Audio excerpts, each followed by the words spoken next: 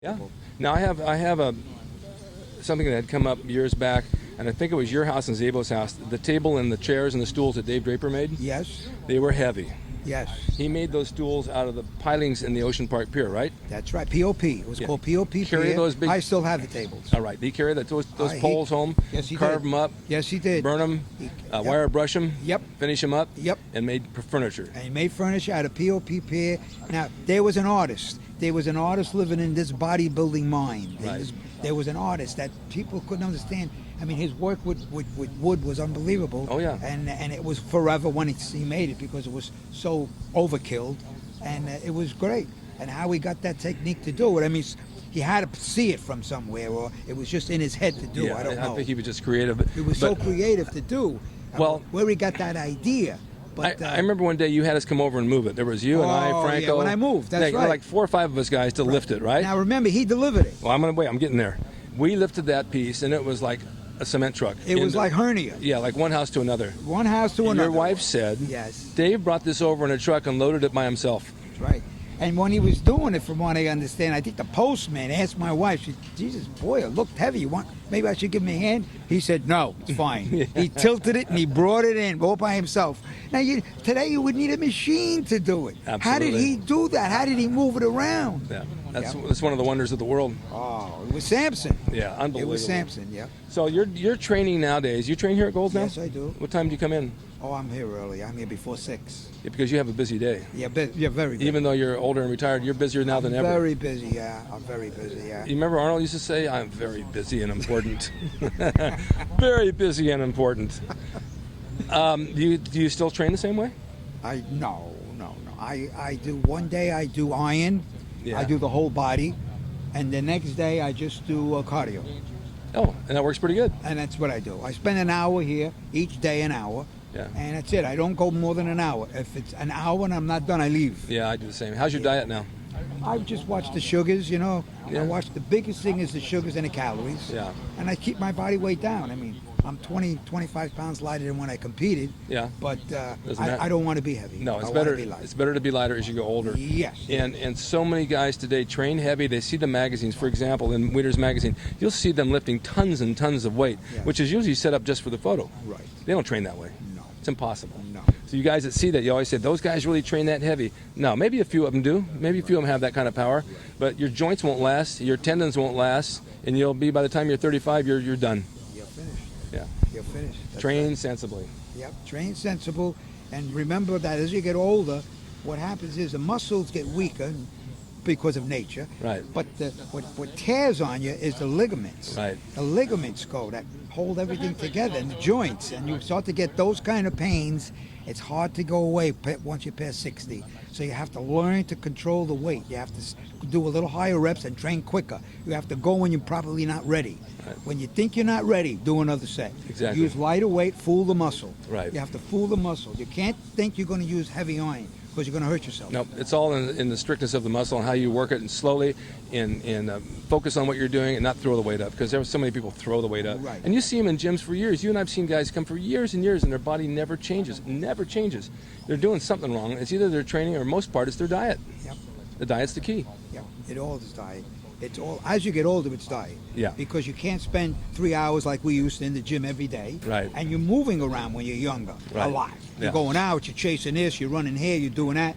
As you get older, you don't burn that many calories. So you have to watch the diet. It's easy to overeat. It's very easy to sit down and you got nothing to do. You're retired, you just eat. The worst thing in the world is the food kills us.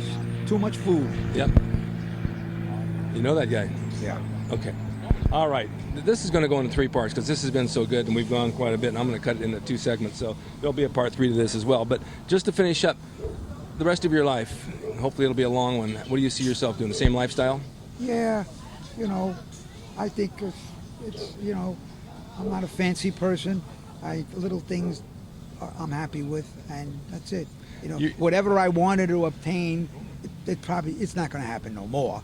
In my head, what I wanted to do or wanted to go and all that, you have to almost put that on a back burner. Yeah, but looking back, and I'll look back too, and the two of us, we've done pretty much everything we've wanted. Yes. And it doesn't take a lot to make you happy now. You have the basics, you have the things you need, the comforts. Yeah. You can go to the gym, you can sit in the sun, you can work around the yard, you can eat what you want pretty much, within reason, and you're happy and you got your life. That's all that really matters. Yeah. Every day when you get up and you feel good, you just feel good. You don't know it, but that's like being a millionaire. That's it. Because all the money in the world can't buy you out of sickness. Right. When you're in a hospital, all people with money, if they could buy their way out of it, they would buy it. Right. They can't. You can't buy your way out of certain sicknesses, bad ones. Right. So the money means nothing then at the time. But when you're healthy and all that, everybody's looking to strive to a bigger house, better car, this, that. I understand that. But you have to, as you get older, you realize that just to feel good, you should thank God about that. Absolutely. That's the whole key to everything. The key is just to feel good as we get older.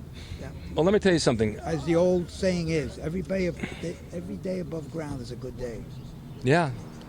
Yeah. We're 6 feet above, not under. That's right. Let me tell you something. Yes. I thought about you over the years. I come down here once in a while. I didn't want to invade you and bombard you, but I wanted to always run into you and see you. Oh, God. Because we have good memories. Oh, and yeah. Being able to have this video and shoot these for bodybuilding.com and for the world to see has brought us together again to talk for a little bit, and it means a whole lot to me. Yeah. This What was the name of some of the restaurants in the marina that we ate in? Well, we went Jamaica Bay Inn, Yeah. Captain's Wharf, Yeah. and Where was the mud pies? was it the Warehouse? No, it wasn't the warehouse. It was. You see, you got me now. I forgot the mud. Oh, was it Chuck's Steakhouse? Yeah. Chuck's Steakhouse. Teriyaki steak, baked potatoes, salad, and bread for $3.95. Today you can't get it for $30. Right. Talk about protein. Well, all right, guys. This is Rick's Corner. I got Ed Giuliani again. I'm thrilled to death to have him here. I'm going to cut this into part 3 as well, so you don't miss a lick of what he said. All right, we have a few things Eddie wanted to talk about, which I overlooked, so I'm going to let him go with this. Okay. Yeah.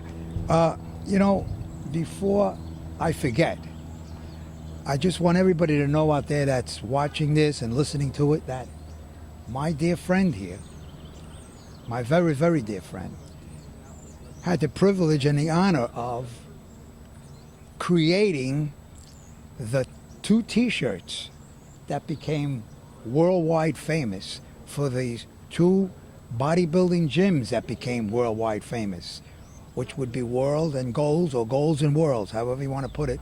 It started with Goals and then it went to World. And he created the logos on the T-shirts. So that's a kind of an honor to me to know that I know him and we're still friends, and people out there should know that one guy, of course he won't say it, but I'll say it for him, was honored to do it, and I love him for it. Well, thank you, Eddie. That means a lot to me, and I still have the original shirt at home, and I wear it to bed at night. Oh, well, of course, I know that. I knew that, but I didn't want to say anything. It was a pleasure. Me and Rick go way back. We go back when. And so thank you very much, and I hope everybody got a little entertained. Thank you. Rick's Corner.